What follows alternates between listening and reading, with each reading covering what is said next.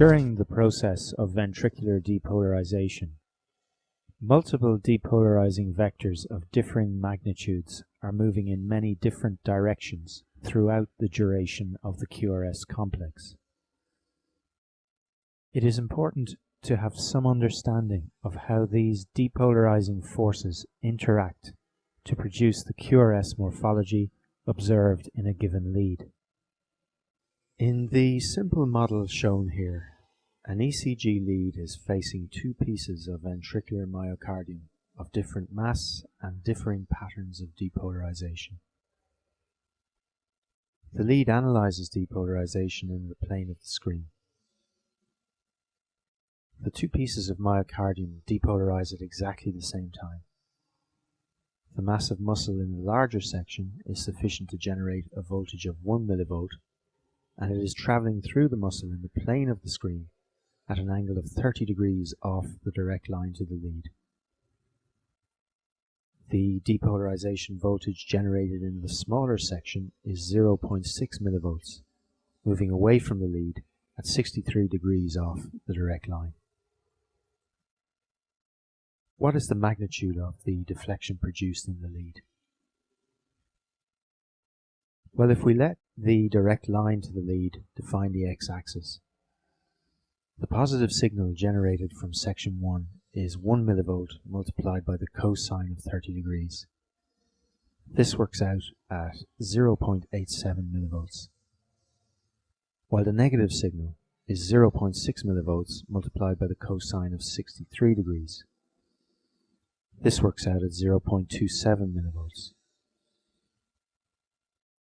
The total depolarizing signal recorded by the lead is therefore 0.6 millivolts, a positive overall signal producing a strong OR wave of 6 small squares in our model readout. Now consider a second lead sensing these events 30 degrees anti-clockwise from lead A. We let the direct line to this lead define the x-axis, and the magnitude of the positive signal is 1 millivolt multiplied by the cosine of 60 degrees, giving a value of 0.5 millivolts, while the negative signal is 0.6 multiplied by the cosine of 33 degrees. This also computes at 0.5 millivolts. Therefore, in the direction of this lead, the positive and negative vector components from the depolarizing muscle segments are equal in magnitude and no deflection is produced. The readout in this lead is said to be isoelectric. Although significant depolarization voltages are present under the lead, the pattern of flow is such that the total vector generated has no net effect in its direction. In a third lead, positioned 60 degrees clockwise from lead A, these events produce a deflection with a very different morphology. Depolarization of both segments is traveling within 90 degrees of the lead. The positive contribution from the larger section is 1 millivolt multiplied by the cosine of 30 degrees, or 0.87 millivolts, while the smaller section generates a positive voltage of 0.6 multiplied by cosine of 57 degrees, or 0.33 millivolts.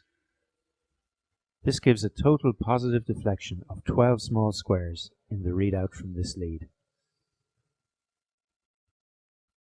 We can place leads at various points around the origin of the depolarization signals, and using the same simple maths, we can predict the readout in each of these leads.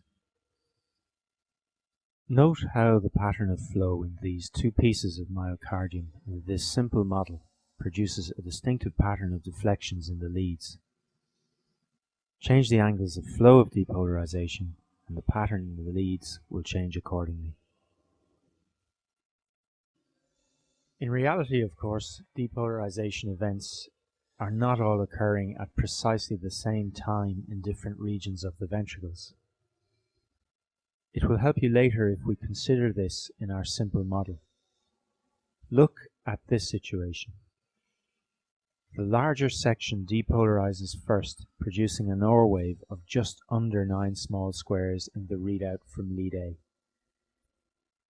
The second smaller section depolarizes shortly afterwards, producing an S wave of approximately 3 small squares. In the lead said to be isoelectric in the first situation we analyzed, the morphology of the model readout is now very different, with an initial positive deflection of 5 small squares generated from the larger section, followed by a negative deflection of the same magnitude.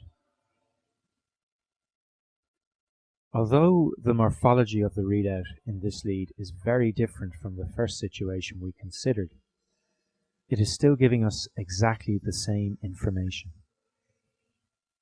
The fact that the positive and negative deflections add up to 0 indicates that the depolarization events taking place under the lead, whatever their magnitude, are flowing in a pattern such that their total vectorial sum is 0.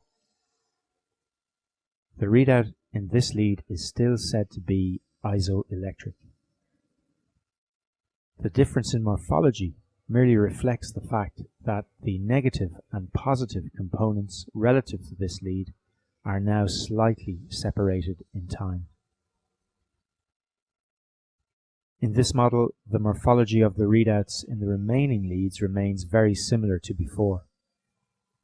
While the model complexes enclose the same area on the ECG paper, a reflection of the total voltages generated, they are widened due to the delay in the signal from the smaller section. It is also very useful to note that we can use the parallelogram rule to add vectors graphically. Two vectors may be added together by placing the initial point of one at the terminal point of the other. The total vector generated by their addition, shown here in black, is represented in magnitude and direction by a vector drawn from the free initial point to the free terminal point. In our simple model, when we use this technique to add the two vectors together, we note that the total vector generated is traveling at 90 degrees relative to the isoelectric lead, and therefore has no magnitude in its direction, while it is traveling well within 90 degrees of the strongly positive leads. As we'll see throughout the rest of this section, by applying these simple principles to ECG analysis, we can detect alterations in the pattern of flow of depolarization in the ventricles and changes in the structure of the cardiac chambers. As an example of this sort of analysis, look at the frontal leads on this ECG.